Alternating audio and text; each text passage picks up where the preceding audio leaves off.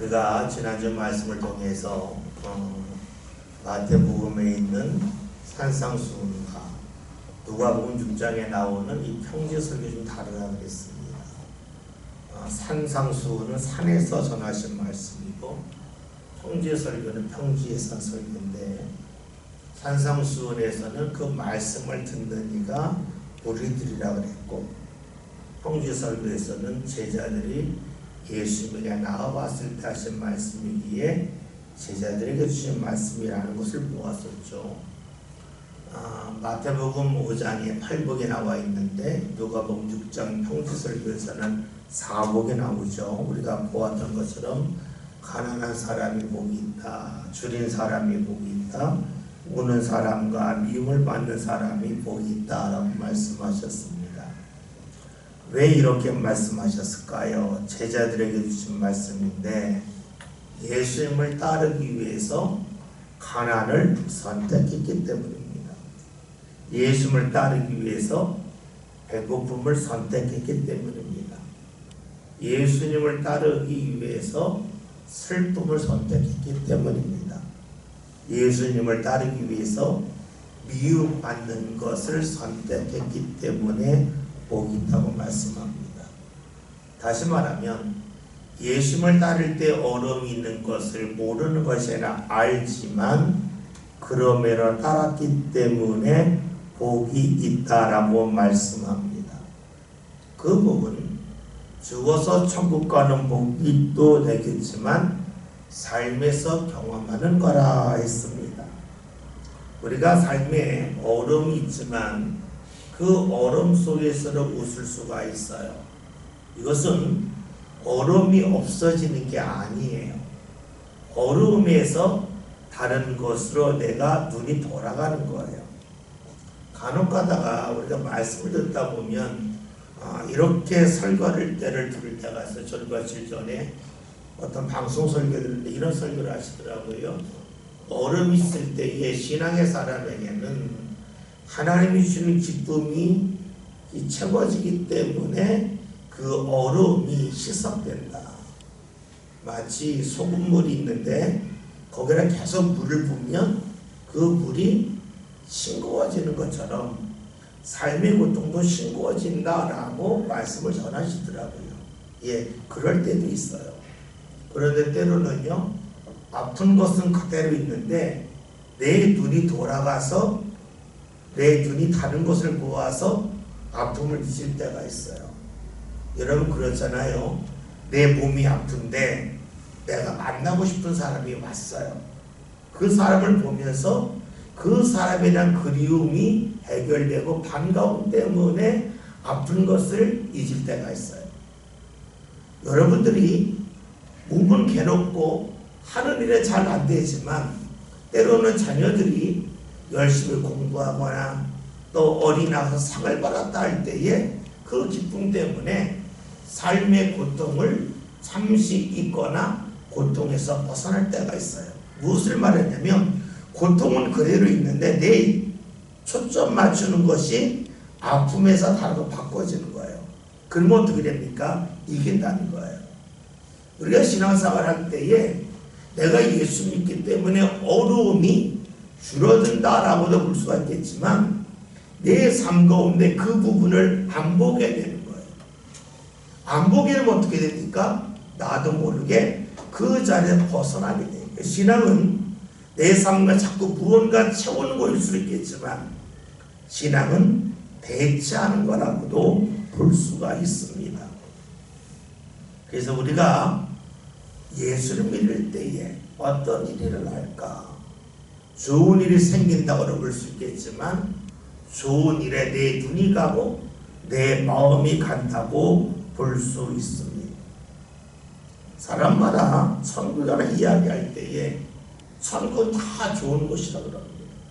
여러분 좋다고 하는 것은 늘 상대적이죠.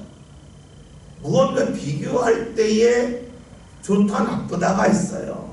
여러분 그렇기 때문에 좋은 것도 반복이 되면 별로 안 좋아합니다. 좋은 것이 반복이 되면 그 좋음이 줄어들어요. 그래서 모든 것이 다 좋을 수는 없어요.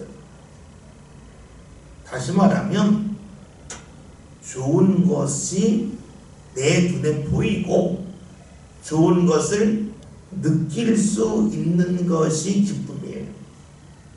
다시 봅시다. 예수님이 제자를 따름을 통하여 복이 생깁니다. 그 복은 예수를 믿고 따르기 때문에 물질이 늘어났다.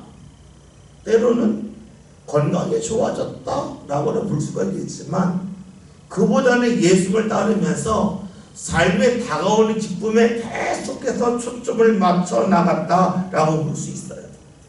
그 기쁨이 지금의 기쁨일 수도 있고 내일 다가오는 기쁨일 수도 있어요. 뭐 지금은 별로 그러하지 않지만 제가 어렸을 때만 해도 소풍 가면 그렇게 좋았어요. 근데 생각해보면 소풍 가는 날보다 소풍 가기 전날이 더 좋았던 것 같아요. 참 희한하죠? 내가 가지 않았는데 좋아요. 다시 말하면 미래에 일어날 때문에 좋아요.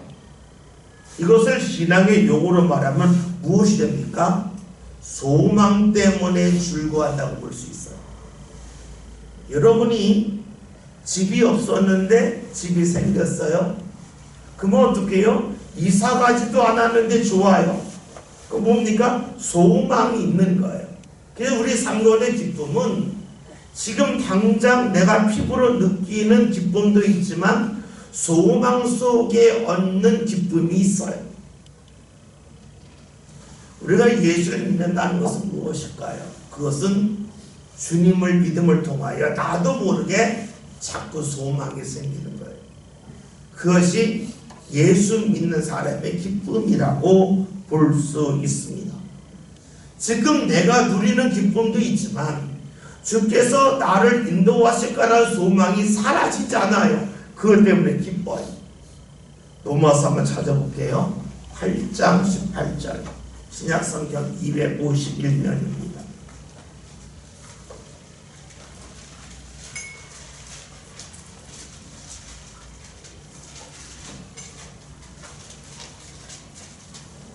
로마서 8장 18절 말씀, 그 다음에 28절 읽을 겁니다. 다 같이 18절 읽습니다. 생각하건대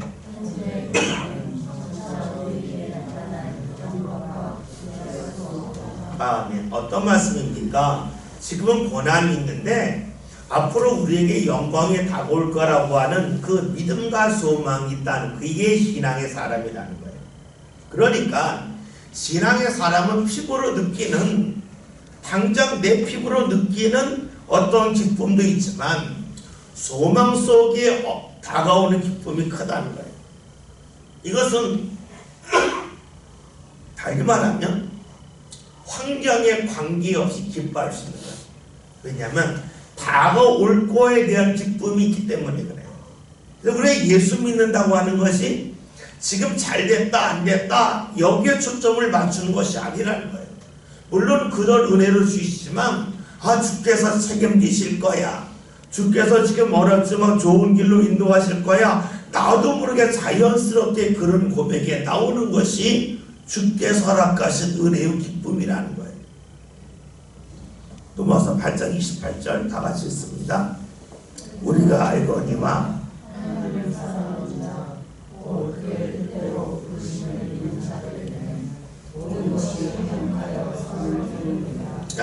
이 말씀은 성령께서 하시는 일이에요. 성령께서 하시는 일이 뭐냐면 지금 내 상관에 힘든 일도 있지만 이 힘든 일이 하나의 발판이 될 거야. 이 힘든 일이 지금은 쓸모없는 것 같은데 나중에 보면 정말로 요기한 것일 거야 라고 하는 그런 믿음이 생기더라는 거예요. 그래서 믿음의 사람은 나도 모르게 생기는 소망 때문에 기뻐하는 거예요. 그래서 우리가 예수 믿고 즐겁다고 하는 것이 일이 잘 돼서 기쁘다? 그럴 수도 있지만 일이 잘 안 되는 것 같지만 이것이 꼭 필요한 일이고 주께서 이를 통하여 나를 인도하실 거다라고 하는 그 믿음이 자리 잡기 때문에 거기서 기뻐할 수 있다는 거예요. 여러분, 우리가 돈을 얻는 기쁨은 순간적이에요. 그래야 소망 가운데 우리가 얻는 기쁨은 계속 이어지죠. 앞으로 이런 말씀 이어질 겁니다. 오늘 말씀에서 24절 누가복음 6장 24절 그러나 화 있을진저 너희 부유한 자여. 예수님은 부유한 자가 화가 있다고 말씀하세요. 조심해야 될 것은 이 말씀이 부자가 화가 있다고 읽으면 안 된다는 거예요. 이 문맥 속에서 말씀을 읽어야 돼요. 뭐 예수님이 제자들, 예수님을 따르는 이들에게 말씀하는 거예요. 예수님 앞에서 어떤 말씀을 하시냐면 가난한 자가 복이 있다. 나를 따르기 위하여 가난한 것 알면서도 다른 이가 복이 있다는 거예요. 그럼 반대로 부유한 자의 화가 있다고 하는 것은 무슨 말씀일까요? 예수님을 따르면 힘들 걸 알기 때문에 그 힘든 것을 멀리하고 좀 더 편히 살겠다고 주를 따르지 않는 이들은 화가 있다라는 말씀으로 봐야 돼요. 다시 말하면 예수님을 믿으면서 손해가 나지만 믿겠다는 사람은 복이 있다는 말씀이고, 예수님을 믿기 때문에 내가 금전적으로 물질적으로 손해가 나는 것을 알아서 믿지 않겠고 계속해서 부유함을 붙잡겠다고 하는 사람은 화가 있다고 말씀합니다. 그럼 주신 말씀이 이들은 이미 위로를 받았다고 말씀하세요. 우리 여기서 알 수 있는 것이 있어요. 예수님이 인정하신 거예요. 부유함을 통해서 사람은 위로를 받는다는 거예요. 물질을 통해서 사람은 위로를 받아요. 여러분 그렇죠? 누가 나에게 힘들 때 물질을 주면 위로가 되잖아요. 그러니까 예수님은 물질의 위로를 부정하지 않으세요. 그런데 예수님 하신 말씀이 물질로 위로를 받는 사람이 화가 있다는 거예요. 왜 그러실까요? 물질의 위로는 지나가는 것이기 때문에 그래요. 물질을 쓰는 거잖아요. 그러니까 물질이 내가 어려울 때 나에게 위로가 돼요. 그런데 그 위로는 일시적인 위로라는 거예요. 지나고 나면 더 이상 위로가 되지 않아요. 물질을 쓰면 끝이지. 물질에게 생명이 있어서 마치 닭이 알을 낳듯이 물질이 또 알을 낳는 건 아니에요.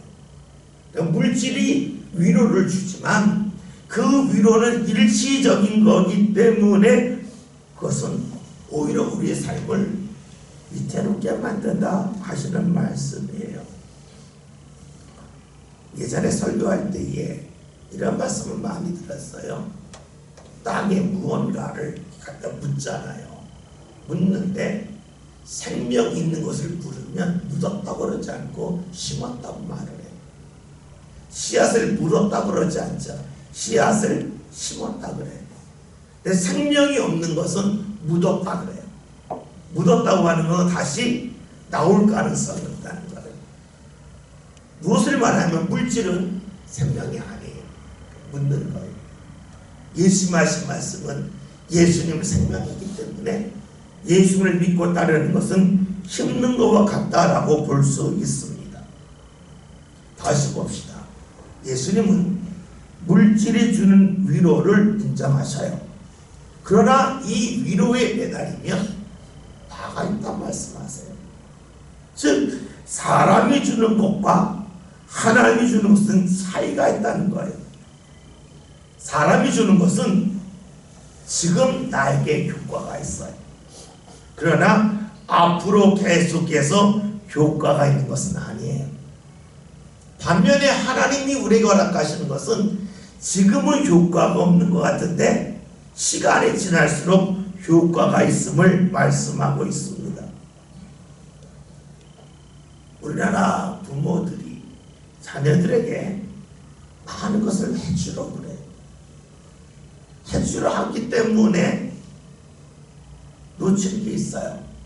그것은 뭐냐면 해주면서 자녀들이 좋아하니까 내가 부모로서 잘하는 것 같아요.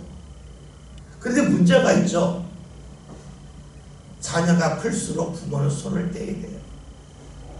근데 이 손을 못 떼요. 계속 내가 무언가 해주고 싶어 해요. 그러다 보니까 나의 존재감은 올라가요. 그러나 나중에는 계속 해주려고 했더니 내가 하나님을 대신하려고 합니다. 좋은 부모는 손을 떼는 부모예요. 한 번에 손을 떼는 것이 아니라 하나하나 손을 떼나가는 거예요. 대신에 이 자녀가 내가 손을 떼지만 하나님이 내 자녀에게 손을 댈 수 있도록 계속해서 연결해 주는 일이 필요해요. 왜냐? 우리가 정상적으로 살면 부모가 자녀보다 일찍 죽어요. 그러면 나를 의존했던 자녀는 내가 죽고 나면 어떻게 살아요? 그러니까 내를 의존했던 자녀가 하나님을 의존할 수 있도록 계속해서 연결시켜주는 일이 최고의 부모가 아니래요. 부모가 지금 주는 기쁨이 있어요. 그건 지나가는 거예요. 성경이 이에 대해 말씀하고 있죠. 창세기 26장 23절 24절 구약 성경 37년입니다.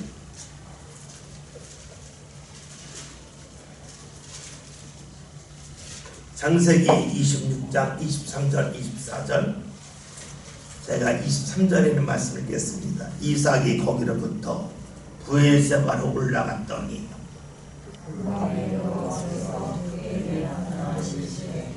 나는 내 아버지 아브라함의 하나님이니 두려워하지 말라.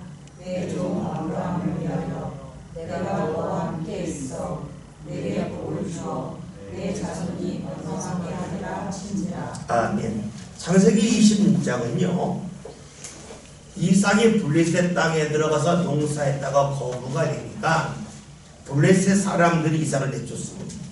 이삭이 쫓겨나니까 옆으로 가서 샘을 봤더니 거기서 물이 나요. 에색이라는 샘물이 나요.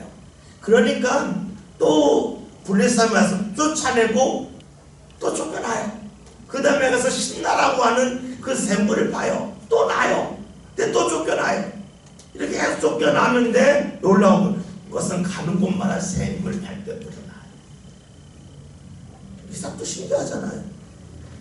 어떻게 이런 일이 일어났을까? 근데 하나님이 이삭에게 주시는 말씀이 이삭아 네가 왜 샘을 뺄 때마다 물이 났는지 아냐? 내가 너의 아비 아브라함을 생각해서 너가 샘을 뺄 때마다 물이 나도록 했다라고 말씀을 주시는 거예요. 무엇을 말합니까? 아비의 신앙 때문에 하나님이 자녀에게 복을 주신다는 거예요. 이게 성경에 거듭되는 말씀이에요. 그러니까 내가 내 자녀를 하나님과 연결시킨다고 하는 것은 내 자녀를 하나님의 전으로 데리고 오는 것도 필요하지만 내가 하나님 앞에 인정을 받아서 하나님이 나를 보시고 내 자녀에게 복을 주시게끔 하는 것이 자녀를 하나님과 연결시키는 거예요. 제가 첫 목회 나중으로 목회 나갔을 때에 한 집사님이 계셨는데 그 집사님이 1933년 34년생이시 나이가 많으신 분인데 그분의 아버지가 그 당시 그 지역에서 훈장을 했대요. 사당을 훈장을 했대요. 그러니까 아마 그분은 한 1900년생 정도 되는 것 같아요. 그런데 그분이 한 시작이에요. 1990년대 한참 지났지만 어린 나가면 아직도 나이 많으신 분들이 훈장 선생님 아들이라고 그렇게 반가워하고 자기가 물건을 살 때에 장례를 나가면 나온 훈장 선생님 아들 나왔다고 하면서 물건을 차려준다는 거예요. 그걸 되게 자랑스럽게 하셨어요. 사실 예전에 그런 일이 많았어요. 부모를 보고 자녀들에게 잘해주는 거예요. 성경이 이런 말씀이에요. 아브라함의 믿음 때문에 하나님께서 이삭에게 복을 주셨다는 거예요. 근데 우리 문제는 이게 안 보이잖아요. 아브라함이 이미 죽은 다음에 일이 일어났으니까 안 보이잖아요. 근데 성경이 계속해서 거듭해 주시는 말씀은 자녀와 하나님을 연결시키는 가장 좋은 방법은 내가 하나님께 인정받는 거야. 여러분, 아이들 보면 다 예쁘죠? 다 예쁘죠? 솔직히 거짓말. 다 예쁜 게 아니에요. 누구네 집 애기 때문에 예뻐요. 잘 보세요, 여러분. 나랑 사이 안 좋은 사람의 집 예쁘고 예쁠 것 같아요? 안 예뻐요. 여러분 손주가 왜 예뻐요? 예쁜 짓에서 아니요. 내가 사랑하는 자녀의 자녀이기 때문에 예쁜 거예요. 우리가 냉정해 보면 애들은 다 거기서 거기에요. 대부분이 비슷해요. 그러나 그 부모를 보고 애를 예뻐해요.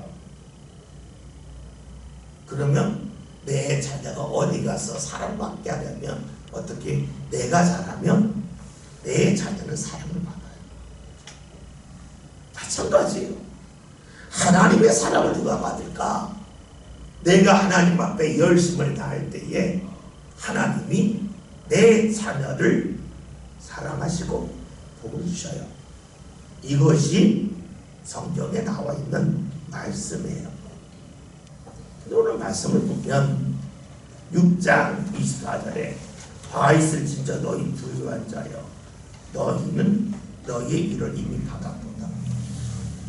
이게 왜 화가 있다고 말씀하실까 하는 거예요. 여러분, 부자가 다 화가 있다는 말씀은 아니에요.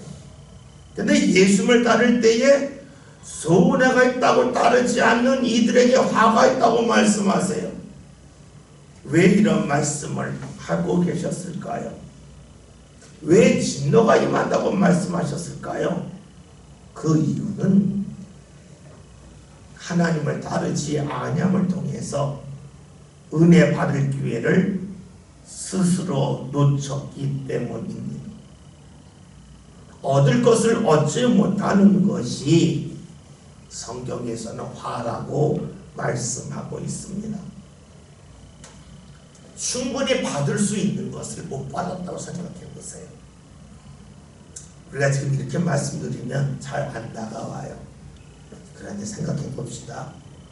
여러분의 자녀가 어렸을 때 부모의 사랑을 충분히 받았어요. 이런 자녀들의 특징은 어린아가서 얼굴이 밝아요. 삐뚤어지지 않아요, 자녀. 근데 부모의 사랑을 제대로 못 받은 자녀들은 자꾸 눈치를 봐요. 자꾸 눈치를 보면서 자신감을 잃어버려요. 그래서 맨 처음에 이 심리학이 태동될 때에 한 심리학자가 어떤 말을 하냐면 부모의 사랑을 못 받은 자녀들이 나중에 큰 문제가 있다. 그래서 자녀의 앞길은 대부분 부모가 자녀를 어떻게 대하느냐 이것에 따라서 그 자녀의 앞길이 결정된다라고까지 얘기를 했어요.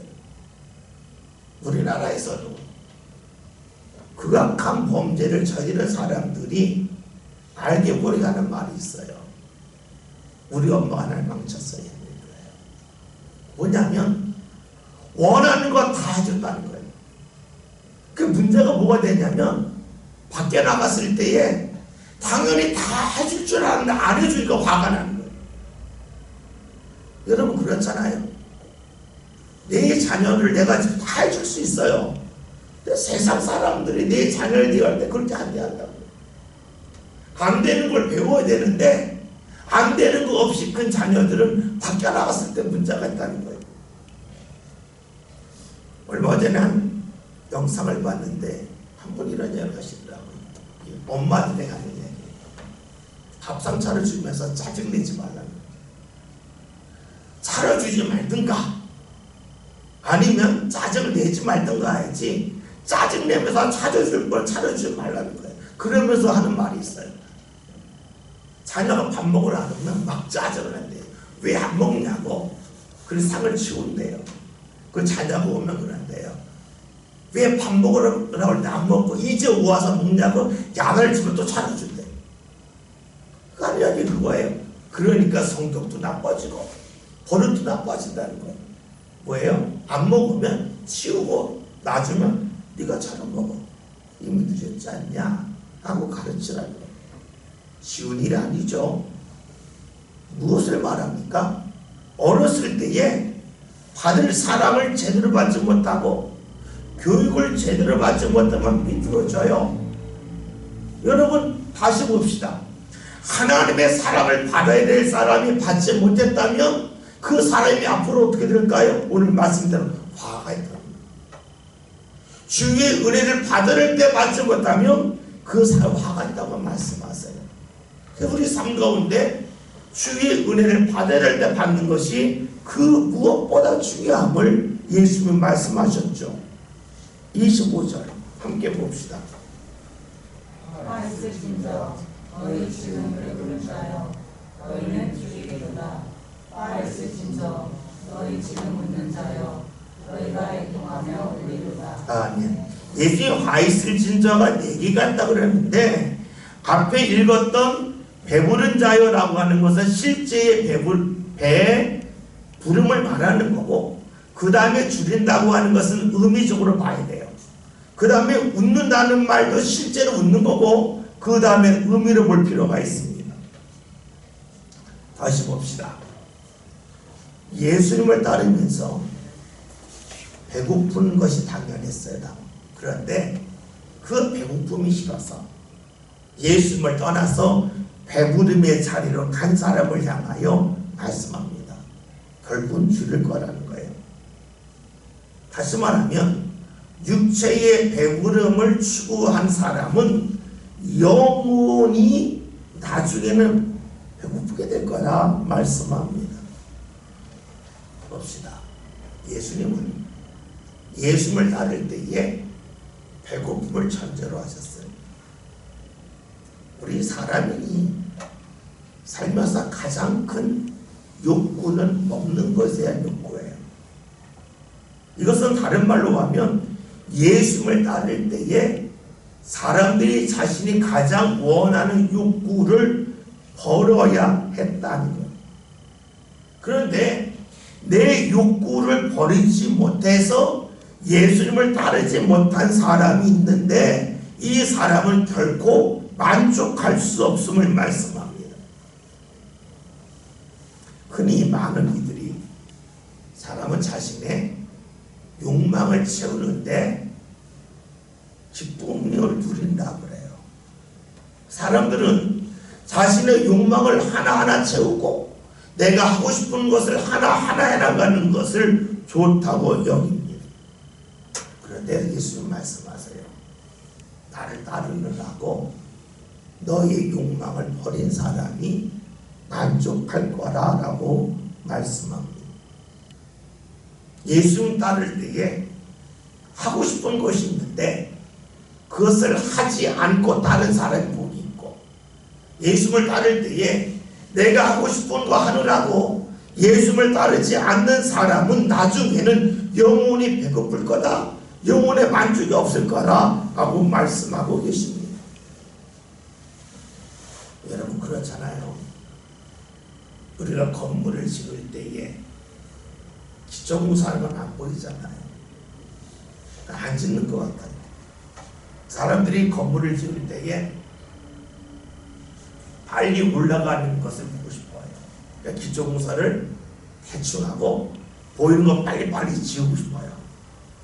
그런데 주님은 말씀합니다. 보이지 않는 기초공사를 잘하는 사람이 나중에 높은 건물도 지을 수 있지 않냐. 무언가 보고 싶지만, 무언가 눈에 띄우면 좋겠지만 그러하지 않다 할지라도 내 욕망을 버려가면서 주님을 따른 사람에게 하나님이 주시는 기쁨이 있음을 말씀하고 있습니다. 신앙의 기초구설을 세운다고 하는 것은 하나님이 나보다 앞서는 거예요. 여러분 이것은 되게 어렵습니다. 우리나라에 손흥민 선수가 있죠.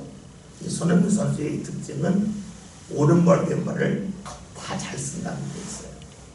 근데 원래 손흥민 선수가 오른발잡이에요. 그 아버지가 손흥정 씨가 그에게 축구를 가르치면서 너 정말 축구하려냐? 정말 축구하려냐? 하겠습니다. 계속 이야기하니까 그러면 정말 축구하자. 그러면 가르친 게 뭐였냐면 너 걸을 때 왼발부터 걸어라. 신발 신을 때 왼발부터 신어라. 신발끈을 맬 때는 왼발부터 매라 했어요. 왜냐하면 오른발잡이이기 때문에 늘 오른발 중심으로 사는데 그러면 축구 선수에 성할 수 없다. 항상 왼발부터 하라. 왼발부터. 그래서 발을 씻을 때는 왼발부터, 걸을 때는 왼발부터, 신발끈을 묶을 때는 왼발부터 된다는 거예요. 공을 찰 때에도 왼발부터 차게 한 거예요. 그러니까 나중에는 이 왼발이 오른발처럼 된 거예요. 원래 천성은 오른발이에요. 그런데 훈련을 통해서 왼발이 오른발처럼 됐어요. 제2의 천성이 됐어요. 여러분, 아무것도 아닌 것 같아도 제2의 천성이 되는 게 중요해요. 우리가 하나님을 믿지만 하나님보다 내가 먼저잖아요. 그러니까 어떻게 해요? 신앙적으로 은혜 받기가 어려운 거예요. 그러니까 어떻게 제2의 천성을 만들어야 돼. 그것이 훈련이에요.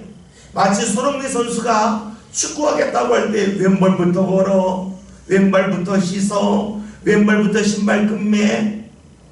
그렇기 때문에 축구 선수 컸어요. 우리 신앙도 그래요.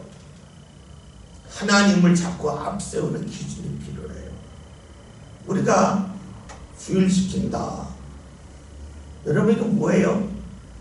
주일날 약속을 안 하겠다는 거예요. 근데 이것도 어려운 거예요. 그러나 그것이 되어야 제2의 천성이 돼요. 내가 돈이 있으면 내가 쓰고 싶은 게 있어요. 이게 우리의 천성이. 그러나 하나님 앞에 먼저 드리는 거예요. 그게 11조 하는 거고 그게 주일 지키는 거예요. 제가 요즘은 말씀 잘 안 드리면서도 우리가 성탄절 다가오잖아요. 여러분 성탄원금 할 때 어떻게 해요? 아니 봉투 있으니까 그냥 해야지. 그냥 절기원금이니까 한 5만 원 해야지. 절기원금이니까 좀 더 해야지. 물론 그럴 수도 있어요. 그런데 여러분 훈련이에요. 어떤 훈련이에요? 예수님이 최고임을 다시 한번 확인하는 훈련이에요. 그러니까 여러분들이 성탄원금을 만약에 3만 원 했다 그러면 어떻게 하면 돼요? 1년 동안 다른 사람 생일에 3만 원 이상 선물 하나만 되는 거예요. 아주 쉬워요. 근데 그거 잘 안 돼요. 왜냐? 생각 없이 해서 그래요.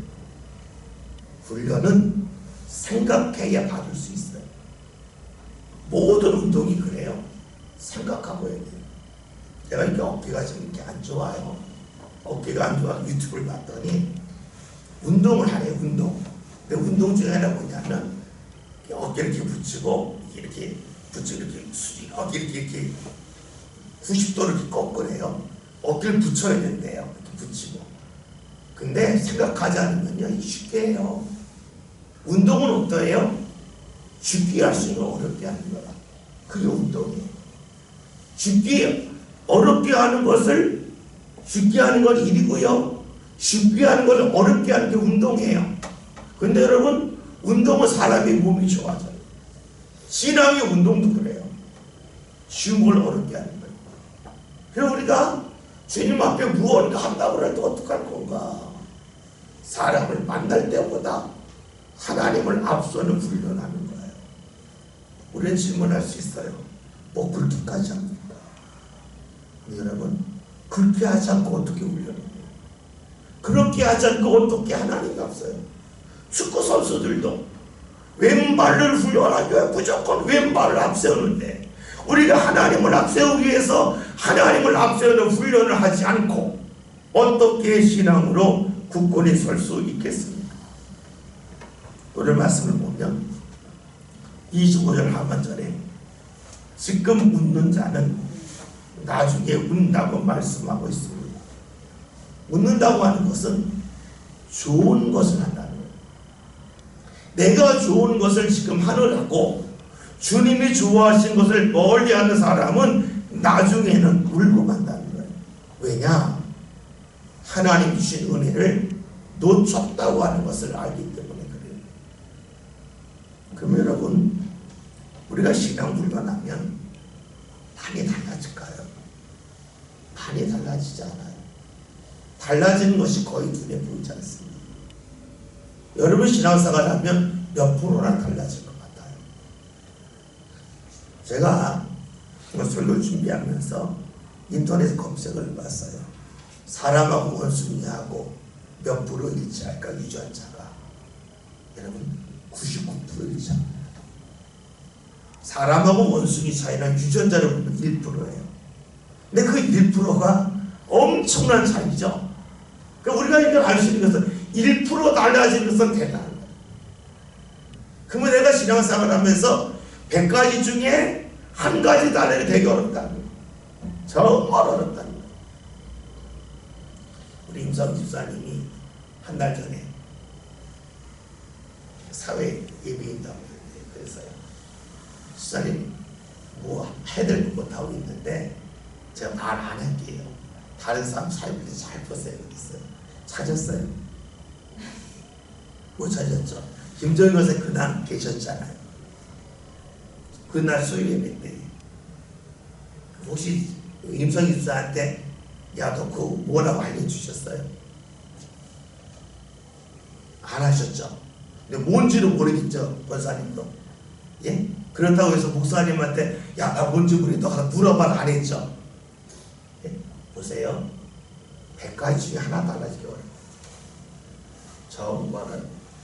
그런데 그 한 가지가 원숭이와 사람의 차이가 있어요. 제가 오늘 설교 준비하다가 사람과 원숭이 1%라는 걸 보면서 야, 우리가 신앙생활 하면서 100가지 중에 한 가지 달라 되게 어렵겠다. 근데 그 한 가지가 굉장히 크겠다. 무척이나 크겠다. 여러분, 달라진 것이 잘 보이지 않아요. 그게 하나님은 그것 때문에 원숭이와 사람의 차이만큼 그 은혜를 부어주세요. 제가 가급적이면 뭐 교인들한테 이야기 잘 안 하는데 말씀 하나 드릴게요.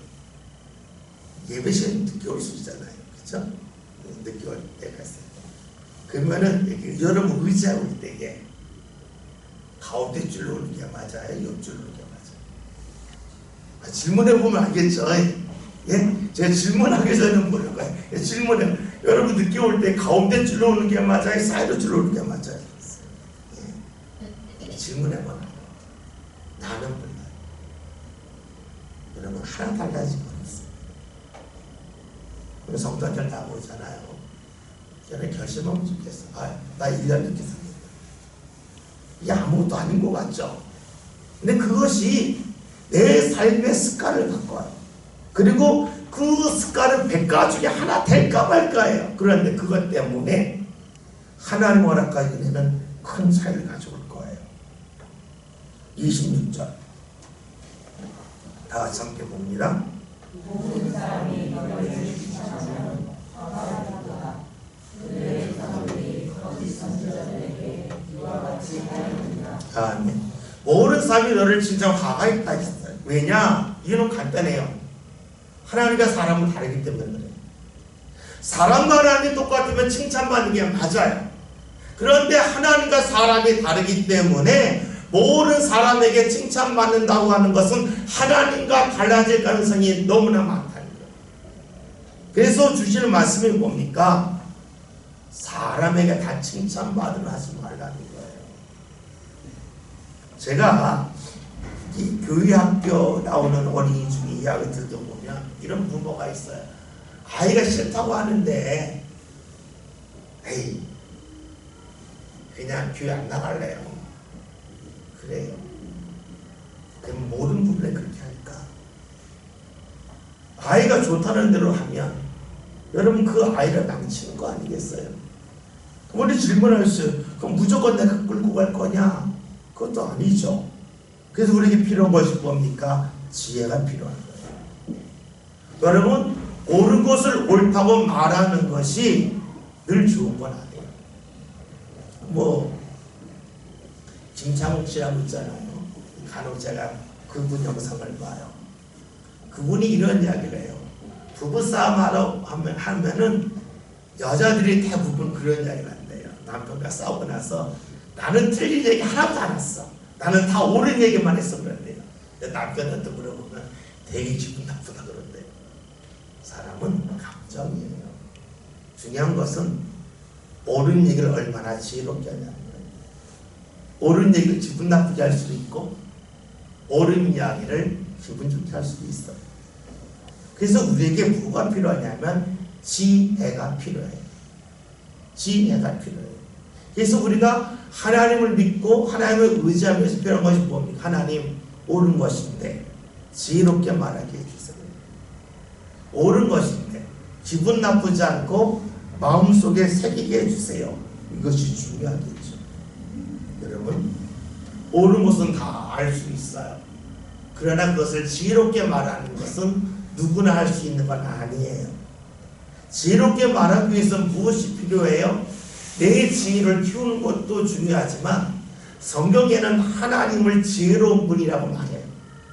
하나님이 세상을 지혜로 창조했다고 해요. 다시 말하면 하나님을 경외하는 것이 지식의 근본, 지혜의 근본이라고 해요. 다시 말하면 하나님이 함께할 때에 우리는 지혜로워질 수 있다는 거예요. 우리가 왜 하나님을 믿고 의지할까요? 그것은 하나님이 함께할 때에 지혜를 얻을 수 있기 때문에 그래요. 우리는 내가 오라에 관심이 많아요. 제가 이제 어느덧 조금 나이가 들면서 머리숱머리를 많아졌어요. 간혹 가다가 이 뒤를 돌아볼 때가 있어요. 예전 뭐 10년 전, 20년 전 갑자기 저도 모르게 문득 생각이 날 때가 있어요. 생각하려고 하자마자 생각나는 거 있잖아요. 여러분 마치 길을 가다가 뭐 누가 자전거를 타고 가는데 애를 이 뒤에 태우고 가면 불현듯 그걸 보면서 20년 전에 내가 애를 자전거 탔던 거 기억나듯이 생각하자니 갑자기 불쑥불쑥 생각날 때가 있어요. 갑자기 생각이 딱 날 때에 이런 마음이 내가 왜 그때 그랬지? 그때는 옳은 것 같았어요. 근데 생각해보면 참 지혜롭지 못했다. 이런 생각이 불쑥불쑥 들 때가 있어요. 생각하지 않아도 갑자기 불쑥 옛날이 떠오르면서 지금이라면 안 그랬을 텐데. 근데 앞으로 또 10년 지나면 떠오를 수 있을 거예요. 다시 말하면 나는 옳은 것 같은데 지내놓고 나면 옳지 않은 걸 알아요. 그러기에 우리가 겸손하게 하나님 앞에 기도할 필요가 있어요. 여러분 자녀를 양육할 때에도 지금 내가 최선을 다하고 제일 잘하는 것 같죠? 10년 지나고 불쑥 생각이 나요. 그때 내가 왜 그랬지? 내가 그때 왜 하나님만 찾았지? 그때 왜 내가 더 너그럽지 못했지? 그때 왜 내가 더 좋은 걸 생각하지 못했지? 떠오를 거예요. 오늘 말씀 있습니다. 모든 사람에게 칭찬받는 자는 아가 있다. 다시 말하면 사람과 하나님은 다르다. 하나님을 의지해서 하나님을 중심으로 사는 것이 복이라고 말씀하고 있어요. 저와 여러분이 그렇게 하나님을 의지하는 신앙에서 꼭 됩시다. 시간 함께 기도하겠습니다. 오늘 우리가 지금 붙잡으라고 내일을 놓치지 않게 해달라고